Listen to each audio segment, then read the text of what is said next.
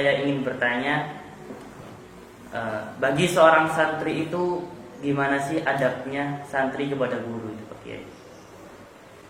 Kalau bicara santri ya, tentang adab seorang santri kepada guru itu bisa dikatakan seperti kewajiban seorang anak kepada orang tuanya ya.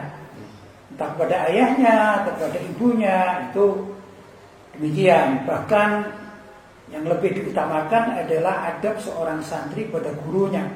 Bagaimana seorang santri itu harus sopan santun kepada gurunya ya.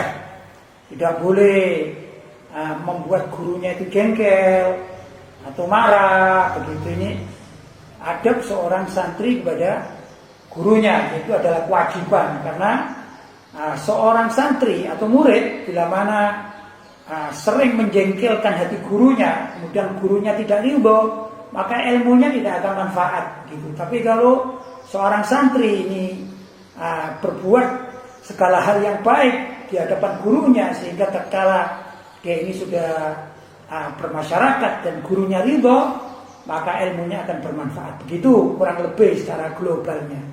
Tanya Pak Yai, kalau adab seorang santri ketika belajar di kelas kepada gurunya itu bagaimana?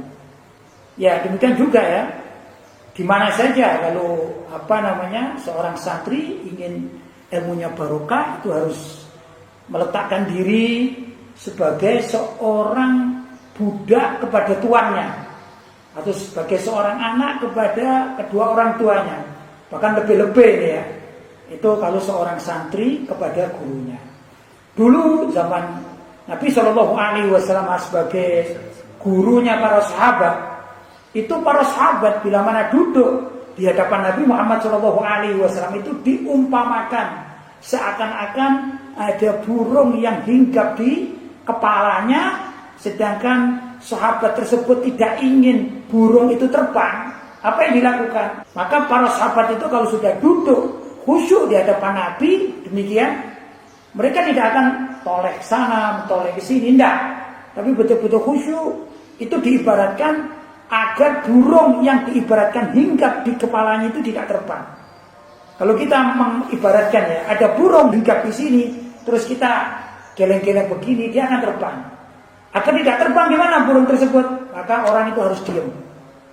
Gitu ya. Kurang lebih begitulah gambarannya para sahabat tatkala mereka duduk di hadapan Nabi SAW. Pak Kiai, guru sama orang tua itu yang lebih diutamakan itu siapa? Ya, kalau menurut para ulama, guru itu harus lebih diutamakan daripada orang tua. Kenapa demikian? Kita bicara secara umum ya, bahwa setiap orang tua itu akan membesarkan anaknya, bahkan juga mengantarkan seorang anak sampai tumbuh dewasa. Tapi apa yang mereka urusi kebanyakan adalah secara jasadnya kan gitu. Anak mulai kecil gitu ya, mulai dari lahir, lalu ibu misalnya ya, maka dia disusui kan begitu ya.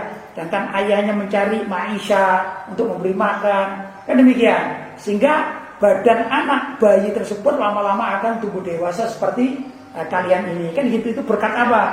Berkat perjuangan ayah dan ibu, kan demikian ya. Tapi kalau guru berbeda. Guru mungkin tidak mengurusi kalian ini kurus atau gemuk atau sehat, tidak sehat. Tapi yang diurusi adalah jiwa. Kalian ini mengenal Allah atau tidak mengenal Allah, mengenal Rasulullah atau tidak mengenal Rasulullah. Ya, diperkenalkan kepada dunia atau kehidupan dunia yang baik untuk mencapai kehidupan akhirat yang lebih mulia. Sehingga dikatakan kan kehidupan akhirat itu lebih kekal daripada kehidupan dunia.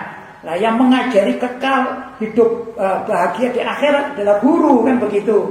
Kalau orang tua membesarkan, memang kewajiban seorang kepada kedua orang tuanya dan kepada gurunya ini sama-sama wajib untuk menghormat, taat dan sebagainya. Tapi prioritas utama adalah kepada gurunya. Tentu di sini adalah guru agama ya. Demikian kurang lebih.